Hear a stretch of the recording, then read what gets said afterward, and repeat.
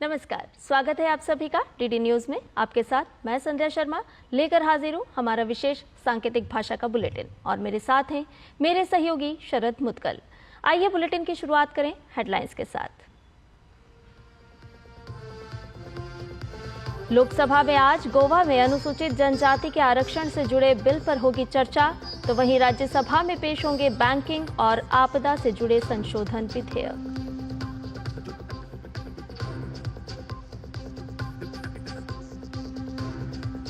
राज्यसभा में संविधान पर चर्चा में कांग्रेस पर जमकर बरसे गृह मंत्री अमित शाह। कहा, कांग्रेस की सरकारों ने किया संविधान का अपमान, वीर सावरकर पर भी फैलाया गया झूठ।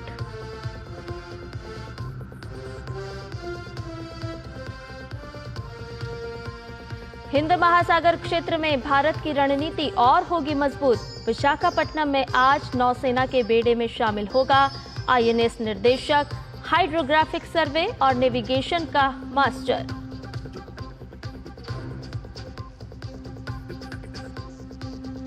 बीजिंग में आज भारत चीन विशेष प्रतिनिधि वार्ता। एनएसए अजित डोभाल चीनी समकक्ष और विदेश मंत्री से करेंगे बातचीत। एलएसी पर समझौते के बाद द्विपक्षीय संबंध बहाल करने पर होगा जोर।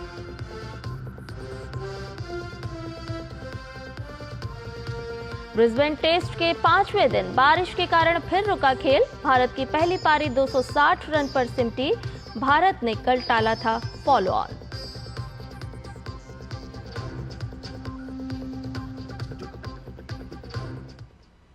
और आइए अब इन खबरों को जान लेते हैं विस्तार से।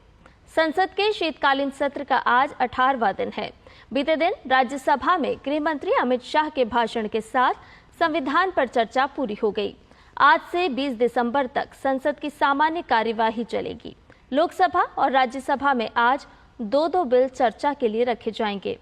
लोकसभा में जलमार्ग मंत्री सर्बानंद सोनोवाल माल ढुलाई से जुड़ा the bills of landing bill 2024 और पेट्रोलियम मंत्री हरदीप सिंह पुरी तेल क्षेत्र विनियमन तथा विकास संशोधन बिल 2024 सदन में रखेंगे। दूसरी तरफ राज्यसभा में वित्त मंत्री निर्मला सीतारमण बैंकिंग कानून संशोधन बिल 2024 को पास करने का प्रस्ताव रखेंगी। वहीं गृह मंत्री अमित शाह आपदा प्रबंधन संशोधन विधेयक 2024 सदन के विचार के लिए रखेंगे। ये बिल लोकसभा में पास हो चुका है। मंगलवार को राज्यसभा में संविधान पर 2 दिन तक चली चर्चा में जब केंद्रीय गृह मंत्री अमित शाह ने हिस्सा लिया तो कांग्रेस पार्टी पर एक के बाद एक कई हमले किए। उन्होंने कहा कि इंदिरा गांधी और कांग्रेस पार्टी ने सबसे ज्यादा संविधान पर कुठाराघात किया है। अमित शाह ने आंकड़ों के जरिए बताया कि बीजेपी के शासन में 22 संविधान संशोधन हुए, लेकिन कांग्रेस के 55 सालों के शासन में 75 संविधान संशोधन हुए। अमित शाह ने कांग्रेस पर संविधान को नुकसान पहुंचाने और आरक्षण को भी नुकसान पहुंचाने का आरोप लगाया और कहा कि इंदिरा जी और कांग्रेस पार्टी ने सबसे ज्यादा संविधान पर कुठाराघात करने का काम किया। उन्होंने आपातकाल को लेकर भी कांग्रेस को घेरा। धर्म पर आधारित आरक्षण का भी अमित शाह ने जिक्र किया और कहा कि कोई भी आरक्षण धर्म के आधार पर नहीं हो सकता। आरक्षण केवल पिछड़ा वर्ग के आधार पर होता है। उन्होंने कहा कि जब तक बीजेपी है, धर्म के आधार पर हम आरक्षण नहीं होने देंगे। गृह मंत्री ने कहा कि संविधान लहराने की नहीं, अपनाने की चीज है। अमित शाह ने भारतीय संविधान की खूबियां भी गिनाई और कहा कि हमारा संविधान दुनिया के संविधान की नकल नहीं है। इधर आम आदमी पार्टी के नेता संजय सिंह नई मुश्किल में घिरते नजर आ रहे हैं।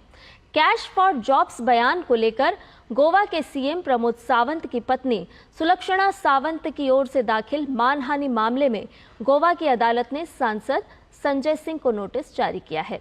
सुलक्षणा सावंत ने कथित तौर पर कैश फॉर जॉब घोटाले में उनका नाम लेने के लिए संजय सिंह से 100 करोड़ रुपए का हर्जाना मांगा है।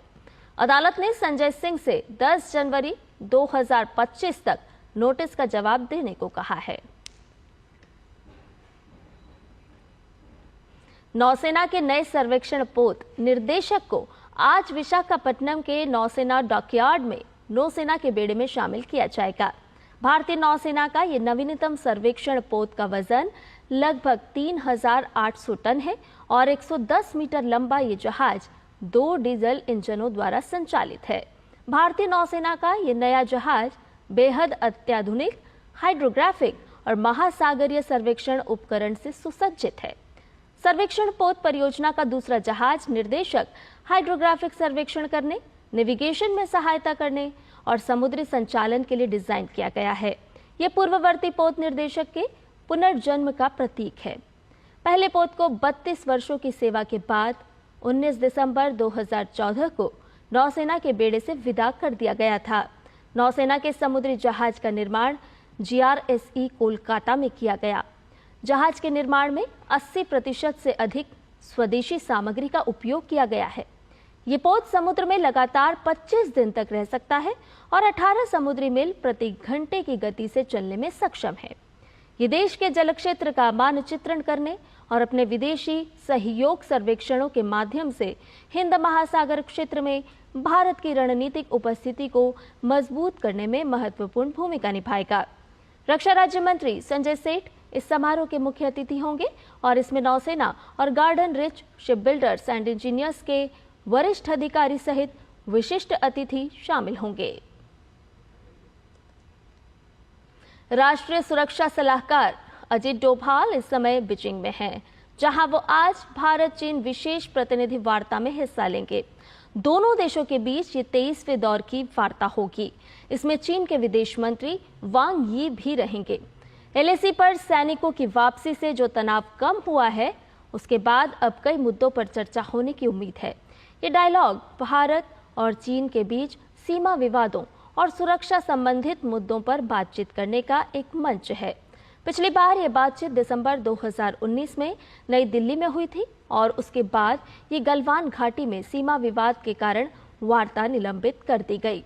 लेकिन अब हालात थोड़े अलग हैं। पूर्वी लद्दाख स्थित वास्तविक नियंत्रण रेखा पर 2020 से चल रहे मौजूदा तनाव को समाप्त करने के बाद ये वार्ता होने जा रही है। और गाजा पट्टी में पिछले 14 महीने से जारी संघर्ष के थमने की संभावना बढ़ गई है। इस दिशा में संघर्ष विराम समझौता करीब बताया जा रहा है। मिस्र और कतर के मध्यस्थों के साथ मिलकर अमेरिकी प्रशासन ने अगले महीने राष्ट्रपति जो बाइडेन के पद छोड़ने से पहले वार्ता को आगे बढ़ाने के लिए हाल के दिनों में गहन प्रयास किए हैं। समझौते के लिए अमेरिका, मिस्र और कतर मध्यस्थता कर रहे हैं। इजरायल के प्रधानमंत्री बेंजामिन नेतन्याहू वार्ता के लिए मंगलवार को मिस्र की राजधानी काहिरा रवाना हुए। इस बीच हमास ने एक बयान में कहा कि अगर इजरायल नई शर्तें रखना बंद कर दे तो गाजा में संघर्ष विराम और बंधकों पर समझौता संभव है। गावा के मैदान पर बॉर्डर गावस्कर ट्रॉफी के तहत खेले जा रहे तीसरे टेस्ट मैच का आज 5वां दिन है। भारतीय टीम 260 रन बनाकर ऑल आउट हो गई। बारिश के कारण फिलहाल 5वें दिन का खेल रुका हुआ है। इससे पहले बुमराह और आकाशदीप ने भारत को फॉलो ऑन से बचा लिया था, लेकिन आज 5वें दिन चौथे ओवर में ही आउट हो गए। ऑस्ट्रेलिया ने अपनी पहली पारी में 445 रन बनाए थे। भारत के लिए KL राहुल 84 और रविंद्र जडेजा ने 77 रन की बेहतरीन अर्धशतकीय पारी खेली। आज अल्पसंख्यक अधिकार दिवस है। भारत में हर साल 18 दिसंबर को ये दिन मनाया जाता है। इस दिन देश में कई कार्यक्रम आयोजित किए जाते हैं। आज नई दिल्ली में अल्पसंख्यक अधिकार दिवस समारोह का आयोजन किया जाएगा, जिसमें अल्पसंख्यक मामलों के राज्य मंत्री जॉर्ज कुरियन भी मौजूद रहेंगे। संविधान में भारत के हर नागरिक को समान अधिकार दिया गया है। अल्पसंख्यक अधिकार दिवस मनाने का उद्देश्य अल्पसंख्यक समुदायों के अधिकारों की रक्षा करना है। भारत में रहने वाले ऐसे समुदाय जिनकी संख्या कम है, उन्हें अल्पसंख्यक कहा जाता है।